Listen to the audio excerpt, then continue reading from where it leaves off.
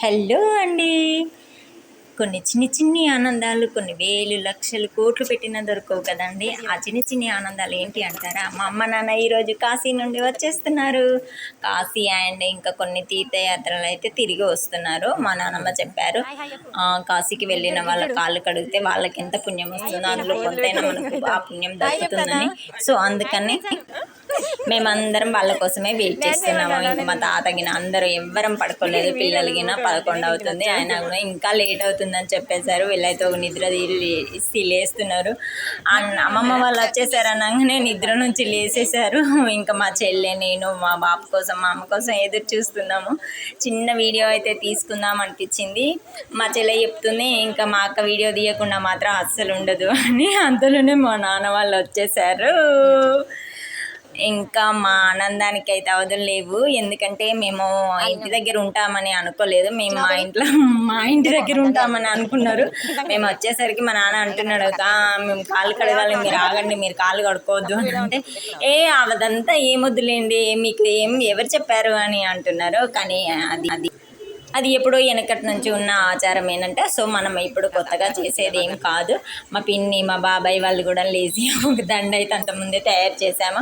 వాళ్ళకి ఆరతి ఇచ్చేసి అలా కాళ్ళు కడిగేసి మంచిగా వాళ్ళ ఆశీర్వాదం అయితే తీసుకున్నామండి. అంటే వినాయకుడు కదా, ముల్లోకాలు చుట్టి రాకుండా తల్లిదండ్రుల సేవ తల్లిదండ్రుల పూజ చేసుకున్నట్టు మేము కూడా మా అమ్మ నాన్నకి కాళ్ళు కడిగి వాళ్ళని దర్శించుకున్న పార్వతీ పరమేశ్వరులను దర్శించుకున్నట్టుగా ఫీల్ అయినాం. మేమైతే చాలా హ్యాపీగా అనిపించిందండి. వాళ్ళకైతే దండలేసి అలా స్వాగతం చెప్పేశాము. ఇంకా అసలు మేము రేపు వస్తారని అనుకున్నాము, ఇంకా గ్రాండ్గా చేద్దాం అనుకున్నాము. కానీ సడన్గా వాళ్ళు ఈరోజే వస్తున్నాం అనేసరికి హడావిడిగా వచ్చేసాము ఇంటికి. ఎవరు ఉండమని అనుకున్నారు మా అమ్మ నాన్న వాళ్ళు, కానీ మేము వచ్చేసాము. మా ఇంటికి వస్తే చిన్న కేక్ అయితే తెచ్చేసాము.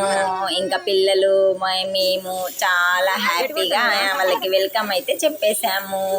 మా నాన్న, మా అమ్మ చాలా సంతోషపడ్డారు. వాళ్ళ హ్యాపీనెస్ చూడండి, అసలు ఎక్స్పెక్ట్ చేయలేదు వాళ్ళు అసలు మేము ఇంటి దగ్గర ఉంటామని.